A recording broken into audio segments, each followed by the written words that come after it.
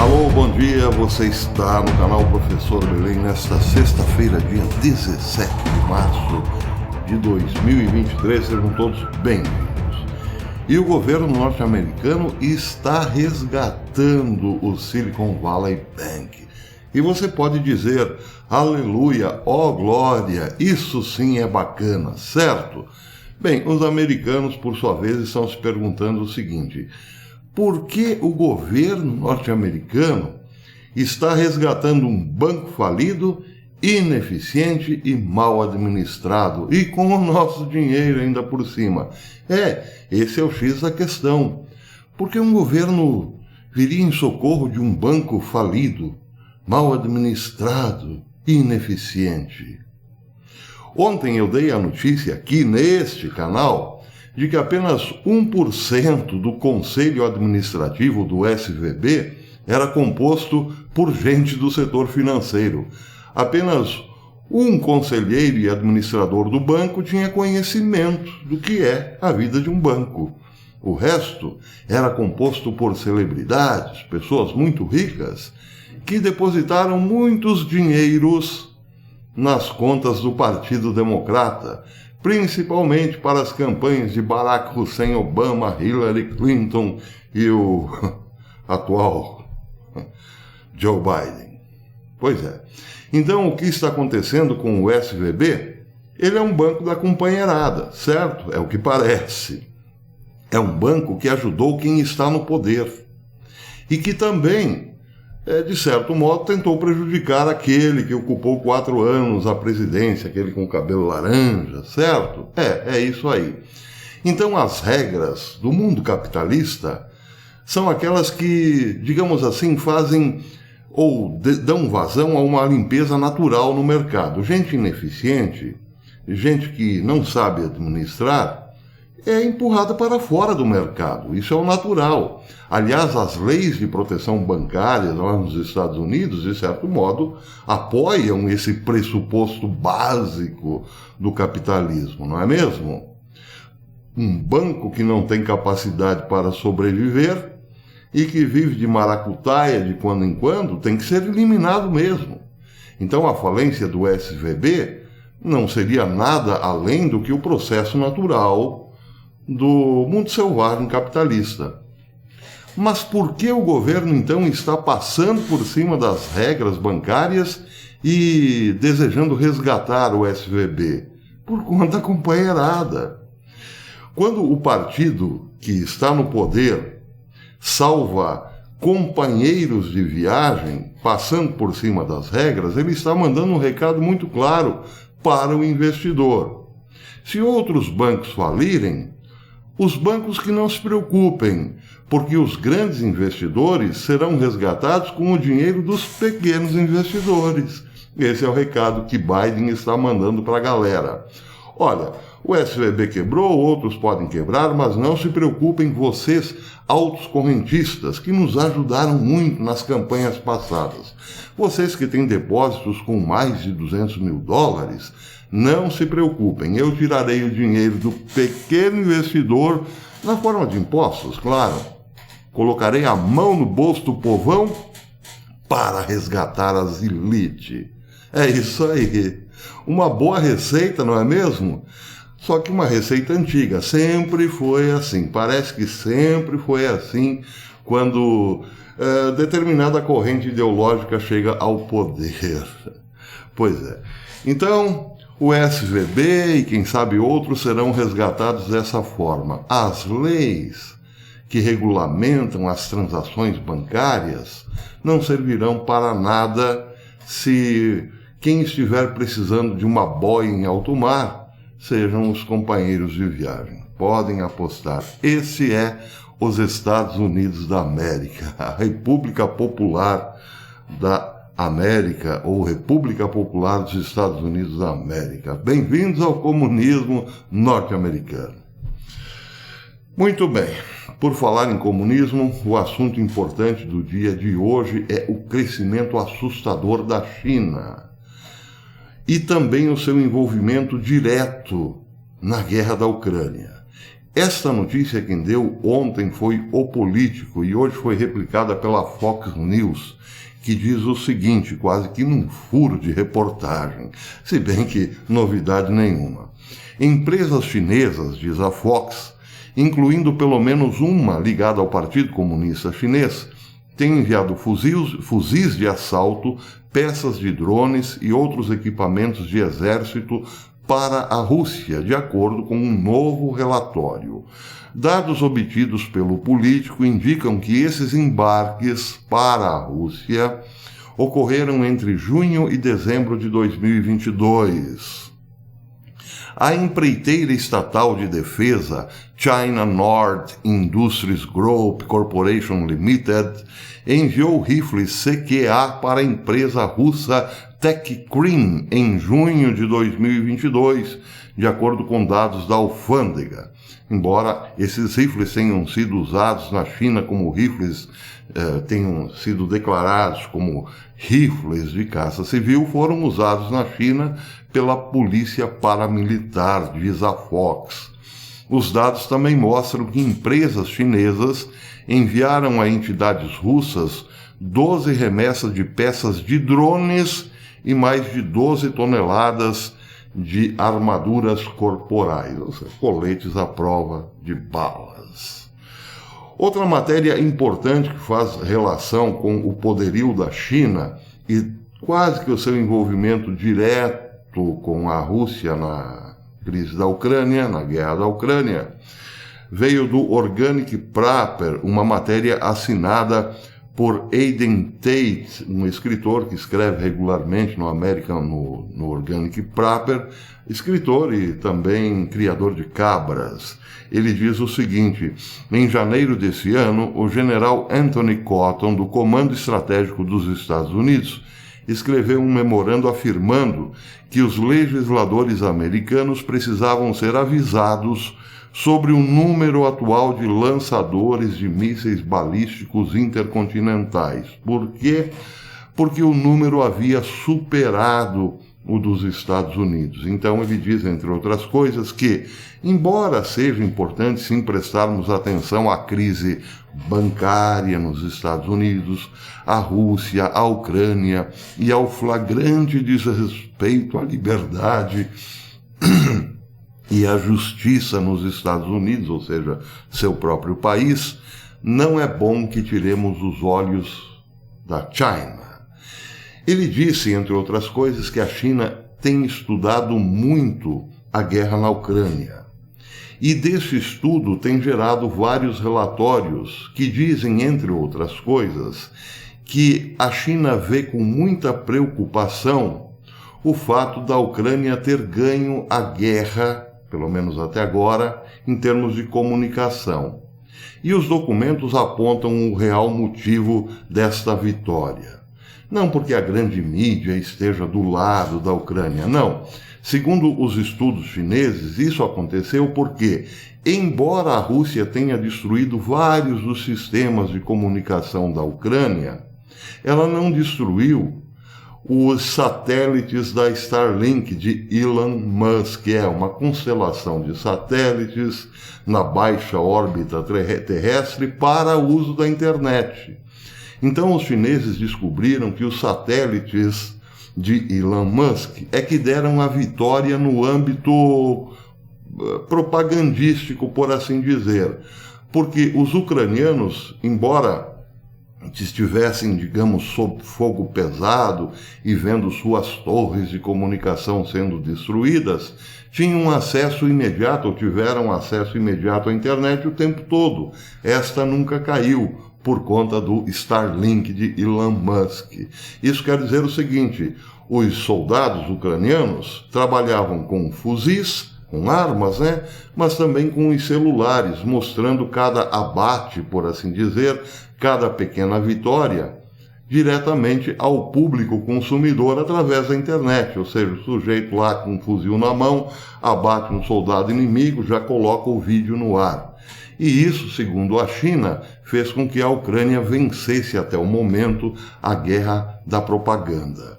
Mas os chineses viram também, segundo o Organic Paper, segundo o estudo mesmo, propriamente, do Partido Comunista na guerra, viram que uma das formas mais eficientes hoje de começar a destruir o inimigo, ou pelo menos arrombar as suas portas, é o uso de drones. Bem, não há novidade nessa história, todo mundo sabe que drones foram empregados aos milhares, para não dizer milhões, nas últimas guerras, principalmente agora na Ucrânia. Segundo os chineses, os drones arrombam portas. Então, estão partindo para uma outra onda de construção de drones, embora a China já tenha, segundo o Organic Paper, um número infinito de drones, mas quer mais, inclusive com câmeras de reconhecimento facial. Uma das propagandas do Partido Comunista Chinês para o desenvolvimento dos seus próprios drones mostra um chinês, claro que é só um ensaio, mostra um chinês fugindo por uma floresta e sendo identificado. No meio da floresta ele foi identificado por um drone com reconhecimento facial, inclusive.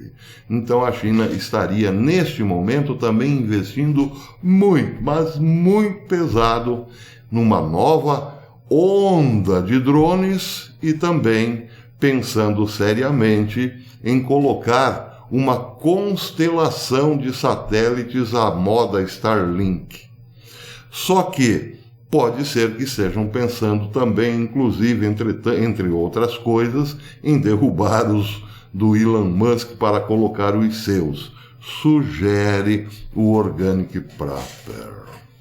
Bem, lá pelas tantas, o mesmo autor da matéria, Aiden Tate, diz o seguinte: além de tudo, a China tem também o cinturão da rota e por ele tem se expandido pelo mundo. Ele diz: a iniciativa da Rota da Seda da China tem dado muito dinheiro por meio de infraestrutura para nações em todo o mundo, a fim de construir melhores relações com nações receptoras. Entre 2000 e 2017, ou seja, durante 17 anos, a China deu à Rússia 125 bilhões de dólares, a Venezuela recebeu 91 bilhões de dólares, o Brasil 41 bilhões, o Paquistão 34 bilhões e o Irã 17 bilhões. Há, diz Tate, uma relação Rússia-China também muito forte que foi construída nesses últimos anos. E muitas dessas outras relações são com nações suspeitamente próximas dos Estados Unidos, como a Islândia, por exemplo, que os Estados Unidos quer porque quer que entre na OTAN. O autor da matéria diz que, embora esses países sejam próximos aos Estados Unidos, estão trabalhando assim bem de conjuntinho com a China. Ele diz, por exemplo, que um caso particular chama atenção. A China tem enviado pesquisadores por todo o Ártico, realizando pesquisas de uso duplo com inteligência ou aplicação militar na neve, no gelo, enfim, no Ártico. Tanto a Islândia quanto a Groenlândia são nações que atualmente têm pesquisadores chineses presentes no seu território, ou melhor, no seu gelo, com a estação chinesa da Groenlândia situada ao lado oeste do país. E o detalhe nessa história é que a China não tem terras árticas dentro de suas fronteiras. Então ele pergunta: o que a China está planejando? E ele mesmo responde, embora sem saber. Ele diz genericamente: algo grande, mas algo muito grande. Bem, eu disse ontem o que é, eu volto a esse assunto daqui a pouquinho. Antes, uma nota que também, em relação à China, que também merece destaque. Essa foi publicada hoje pelo Peter Schiff, no Schiff Gold. Ele diz o seguinte: depois de terminar 2022 em uma tendência ascendente que continuou em janeiro, a demanda chinesa por ouro aumentou novamente em fevereiro, mês passado, à medida que a economia continua se recuperando das políticas Covid impostas pelo governo. As retiradas de ouro da Bolsa de Ouro de Xangai totalizaram 169 toneladas em fevereiro. Isso é um reflexo da forte demanda no atacado e sinaliza uma recuperação contínua no maior mercado de ouro do mundo. Em resumo, é muito fácil entender o que está acontecendo. Enquanto os Estados Unidos imprimem dinheiro e mais dinheiro, ou seja, fortalecem a sua moeda falsa, a China está criando simplesmente uma moeda real lastreada em ouro. Quem vai ganhar? A moeda fictícia ou a moeda real no final das contas? Por outro lado, o Ocidente vai na contramão. Eu estava vendo dia desses no canal do Caio Alemão que a Holanda praticamente já não usa mais dinheiro. Não quero saber de dinheiro, é só no cartão. E aí eu fiz a pergunta enquanto assistia o vídeo do Caio Alemão: o que fazem aqueles que não têm conta em banco? Como vão pagar as suas contas? O sujeito entra num restaurante na Holanda para comer um Heisbein, né, por exemplo, e ao querer pagar não pode, porque o restaurante não recebe mais dinheiro, essa coisa suja. E aí, ele não tem conta em banco, como é que ele faz? Vai ter que lavar prato, né? Bem, não entrará mais nos próximos restaurantes, evidentemente.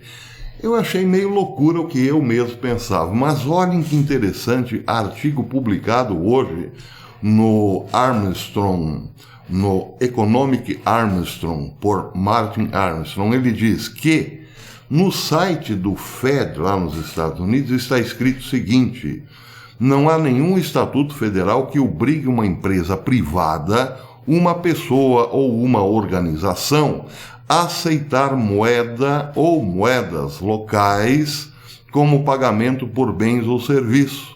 As empresas privadas são livres para desenvolver suas próprias políticas sobre aceitar ou não dinheiro em espécie, a menos que haja uma lei estatal que diga o contrário. Bem, aí ele faz uma relação dos estados que permitem, sim, o recebimento, o comércio com o uso de papel sujo, né?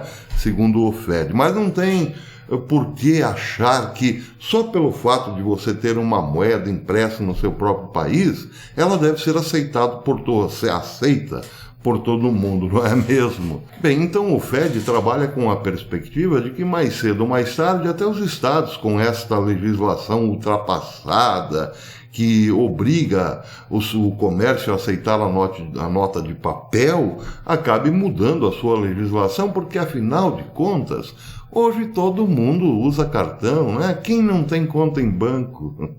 Só que o próprio Fed reconhece que um monte de pessoas lá nos Estados Unidos não tem conta em banco, entenderam? Diz Armstrong que o Federal Reserve também reconhece que em 2021, 4,5% das famílias americanas eram sem banco. Isso significa que 5,9 milhões de domicílios não podem pagar com cartão de crédito ou com cartão, enfim. Esta é a menor taxa sem banco desde que o Fed começou a monitorá-la, em 2009. O motivo mais comum para não ter conta, relatado por 21,7% das famílias sem banco, é que eles não atendem aos requisitos mínimos de saldo. O sujeito até quer ter uma continha, mas ele é tão pobre, né, que o banco simplesmente o despreza. Não, você eu não quero. O segundo motivo mais relatado, 13,2%, é que as pessoas simplesmente não confiam nos bancos. Bem, com essa história do SVB, parece que o número vai aumentar. Enquanto o terceiro motivo mais citado, 8,4%, foi o desejo de privacidade. Não, eu não quero trabalhar com o banco porque o banco sabe tudo que eu faço, o banco está com o meu dinheiro em suas mãos e se eu de repente quiser sacá-lo, o banco diz, não, eu estou usando teu dinheiro para outras coisas, espera um pouco. 8% aí, 8,4% pensa assim, não é mesmo? Direito de cada um. Só que essas pessoas terão que abandonar as suas convicções, porque afinal de contas, se a moda pegar, como acontece na Holanda, é preciso ter conta em banco sim, para você comer um x-salada na esquina, né? Você tem que ter as numeração tudo, certo?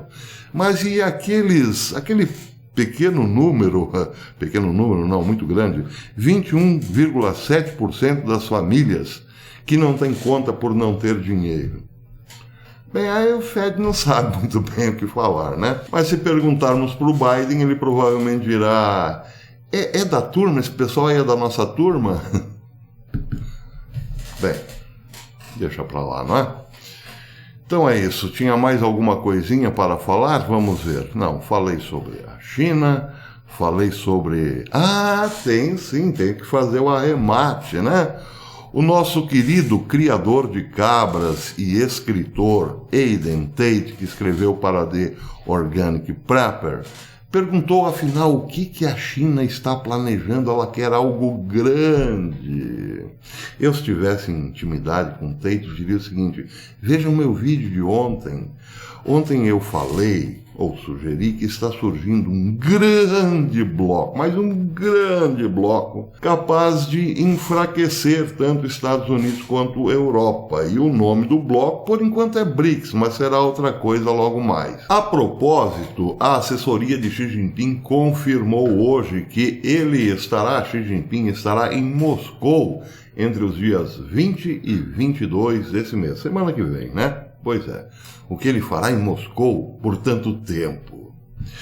Bem, eu acho que com todos esses elementos já podemos responder à questão levantada hoje pelo Organic Prepper. A China está preparando algo grande, muito grande, mas o que ela quer de fato? Ora, ela quer dominar o mundo. E o próximo mundo que virá por aí, sim, terá o domínio da China, que capitaneará, como disse, o principal bloco econômico e militar que o mundo já viu. É maior que o dos Estados Unidos e da OTAN. Razões para isso não faltam, porque a Rússia tem o maior estoque de armas nucleares do mundo, só que será substituída também pela China. Então, Rússia e China terão praticamente o dobro de armas do que tem Estados Unidos e OTAN, não é mesmo? É fácil, é uma matemática muito fácil. Se a China já está superando os Estados Unidos e a Rússia também tem mais armas nucleares que os Estados Unidos, bem, os dois juntos terão o dobro disso, né? Sem falar dos minérios, o ouro, né? Especificamente o ouro, a prata, os grãos e o velho e bom petróleo. Muito bem, então vamos à sessão Abracito do dia. Quero começar mandando um grande abraço para minha querida amiga Maria Bem-vinda de Lisboa e também a todos os lisboetas que acompanham esse canal. Um abraço a Portugal inteiro, querido e amado Portugal. Quero também mandar um abraço para a Kênia de Souza Oliveira, que mora em Jataí, Goiás. Ela pediu: professor, manda um abraço para Jataí. Tamo juntos. Kênia de Souza Oliveira e Jataí. Um grande abraço. O Carlos Eduardo também pediu um abraço. Professor Belei, o término deste vídeo foi de uma visão extraordinária. Muito obrigado. O Carlos estava se referindo ao vídeo de ontem. Se possível, mande-nos um abraço. Mande um abraço para Carlos Souza e seus adeptos de Guarulhos, São Paulo. Eu tenho muitos amigos em Guarulhos. Tá aí um grande abraço para Guarulhos, São Paulo e para o Carlos Eduardo. O Silva Carvalho, que também é de São Paulo, é de Paulínia, pediu um abraço. Sempre sigo seus vídeos, ele disse. As mãos ocupadas no trabalho, mas sempre atenta ao seu canal. Quando não vejo publicação, já pergunto: cadê o Belei? Muito obrigado. Mande um abraço para Paulínia, São Paulo. Um grande abraço, Paulínia, e um grande abraço, Silva Carvalho. Tamo junto. E também, finalmente, hoje, um abraço para o Djalma Agostinho. Bom dia, professor. Obrigado por nos manter informados. A grande mídia é um verdadeiro não posso falar, né? Pois é. Manda um abraço para Eloy Mendes, sul de Minas Gerais. Você possui muitos seguidores lá. Um grande abraço, Eloy Mendes, sul de Minas Gerais. E um grande abraço para o Djalma Agostinho. Muito obrigado, Djalma. Deus te abençoe, irmão. Então, por enquanto é isso. Amanhã tem mais abracitos, se Deus quiser. Até lá. Espero vocês. Se gostou desse vídeo, deixe o seu like. E se não é inscrito no canal, não perca essa oportunidade. Inscreva-se, acione o sininho e compartilhe os nossos vídeos. Até depois.